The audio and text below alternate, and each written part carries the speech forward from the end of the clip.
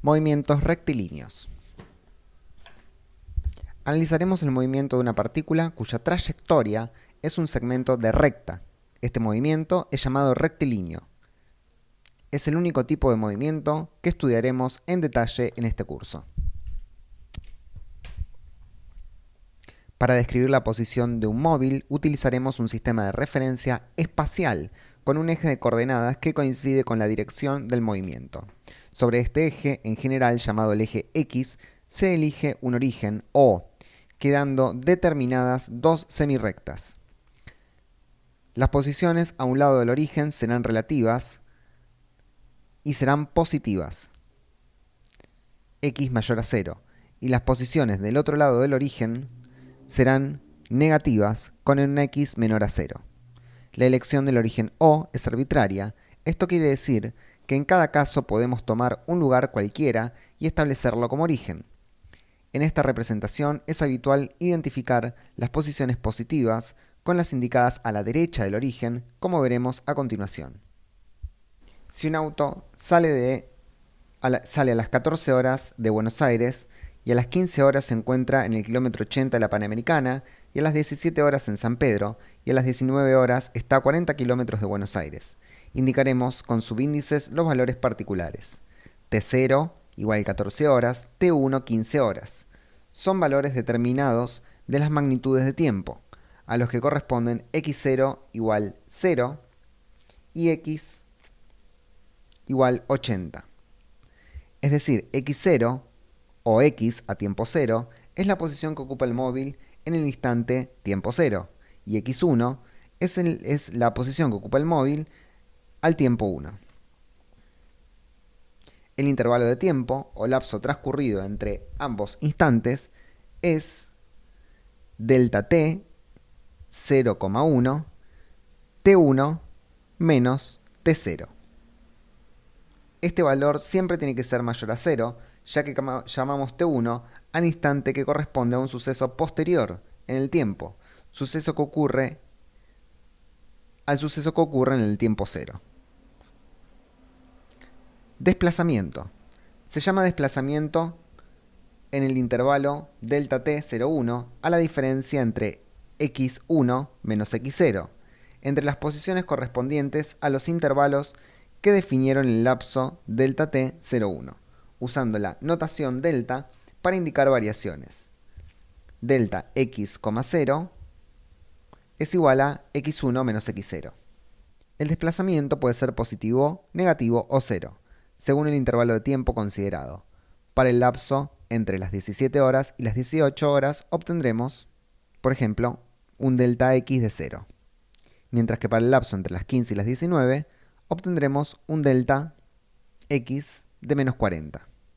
Si modificamos el origen de nuestro sistema de referencia, por ejemplo ubicando el origen en correspondencia con el kilómetro 120, ¿cambiarán los valores de las posiciones en cada instante del tiempo? Sí. ¿Y los valores de los desplazamientos correspondientes a cualquier lapso considerado? Se puede observar que el desplazamiento no coincide necesariamente con la longitud de la trayectoria que describe el cuerpo entre los instantes considerados. Por ejemplo, un delta x 2,3 es nulo, ya que las 17 horas y las 18 horas vemos al auto en el mismo sitio. Esta información no nos permite saber si el cuerpo estuvo quieto o si fue a otro lugar y retornó. Sabemos que a las 17 y a las 18 estaba en el mismo lugar. El desplazamiento es un vector que representamos mediante una flecha dirigida desde la posición inicial hasta la nueva posición. Para el caso particular de los movimientos rectilíneos, la dirección del vector desplazamiento coincide siempre con la dirección de la recta de la trayectoria. Sobre esta recta existen dos sentidos posibles, que interpretaremos con números reales positivos o negativos según el caso. En realidad, estamos considerando la componente x del vector de desplazamiento. Entonces, el desplazamiento entre dos instantes es positivo si el móvil se desplaza en el sentido de las x que definimos como positivo, en este caso hacia la derecha, y cuando se desplaza en sentido contrario, hacia la izquierda, resulta un desplazamiento de valor negativo. Por ejemplo, el valor de desplazamiento delta x 1,4 indica que la posición a las 19 horas está a 40 kilómetros a la izquierda de la posición que tenía a las 15 horas. Notamos, además, que 40 kilómetros no corresponden, en este caso, con la longitud del camino recorrido por el auto, ya que el auto fue y volvió.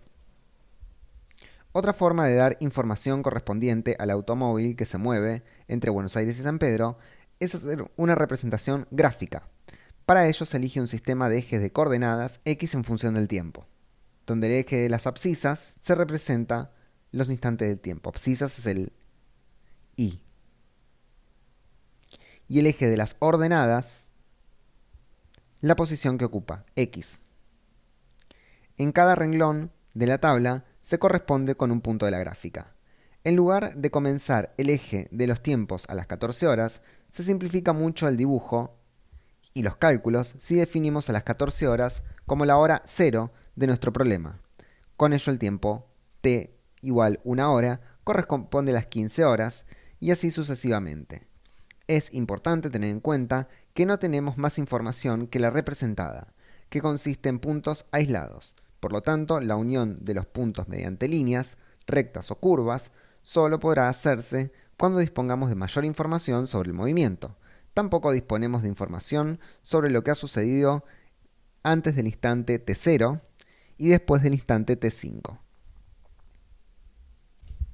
Cuando conocemos las posiciones en todos los instantes, podemos pensar en una descripción continua del mismo, uniendo los puntos de la curva con una curva.